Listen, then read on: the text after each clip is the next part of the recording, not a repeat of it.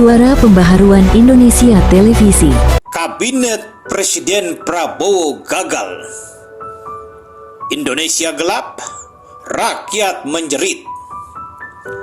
Kabinet Presiden Prabowo gagal adalah satu kesimpulan singkat atas gambaran masa depan beberapa kebijakan pemerintahan Presiden Prabowo yang baru saja digelontorkan. Dan bagi kami, kebijakan-kebijakan Presiden Prabowo tidak lebih dari pergumulan kepentingan golongan dan kepentingan politik atas nama kepentingan rakyat. Lalu ketika masa jabatan Presiden Prabowo akan berakhir, 5 tahun yang akan datang, yang pastinya seperti biasa tetap juga akan meninggalkan warisan hutang yang akan ditanggung oleh anak cucu kita.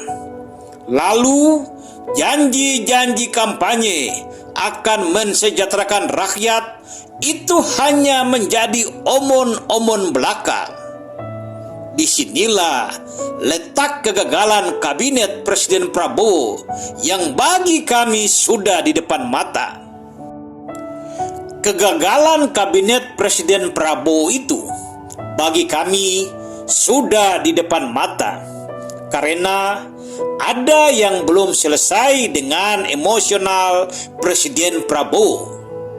Menurut Dr. Paul Ekman, seorang ahli psikolog yang terkenal dengan teori emosi, tanda-tanda seseorang tidak dapat mengontrol emosinya dapat dilihat pada saat dia berbicara, selalu meledak-ledak dan sering tidak terkontrol.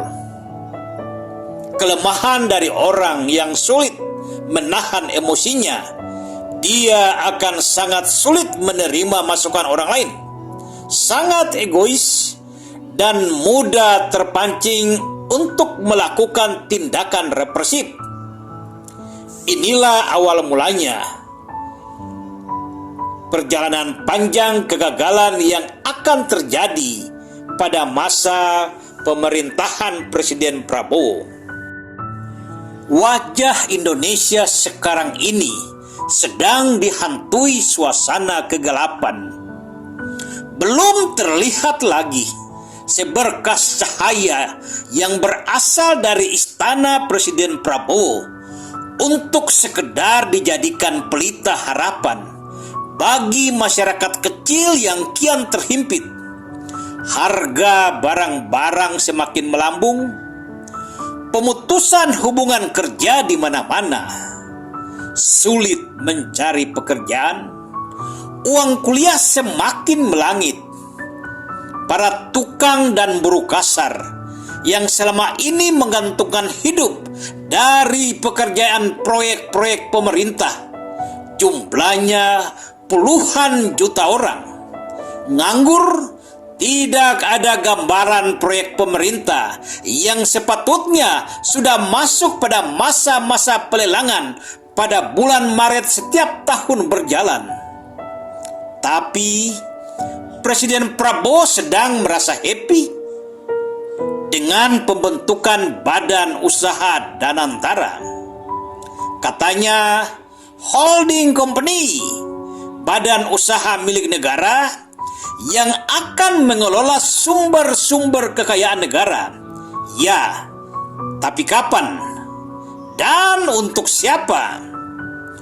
Presiden Prabowo dan pemerintahannya tidak menyadari puluhan bahkan ratusan juta tukang dan buruh kasar selesai Lebaran akan menjadi beban sekaligus ancaman bagi negara ini. Wajah Indonesia semakin gelap. Itu sesuatu yang nyata, bukan cerita atau omon-omon semata. Program makan siang bergizi gratis itu katanya akan menghabiskan dana ratusan bahkan ribuan triliun rupiah.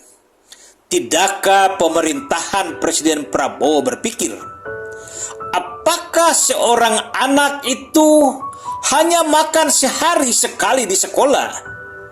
Karena ketika pulang ke rumah, apa yang akan dimakannya? Apa yang akan dimasak ibunya ketika ayahnya seorang tukang batu dalam tahun ini harus menjadi pengangguran karena proyek-proyek pemerintah tidak berjalan? Semua anggaran pendapatan dan belanja negara tahun 2025 dikonsentrasikan untuk program makan siang bergizi gratis. Kami sudah sampai pada satu titik untuk menyimpulkan program makan bergizi gratis itu tidak lebih dari fata morgana seorang kakek memainkan imajinasi atau sedikit berhalusinasi. Cucunya kelak akan menjadi seorang dokter terkenal. Dan keesokan harinya si kakek meninggal. Sayang sekali, ketika si cucu tumbuh dan menjadi dewasa, dia tidak menjadi seorang dokter terkenal seperti harapan kakeknya. Tetapi dunia begitu kejam. Cucu kakek menjadi pengedar narkotika.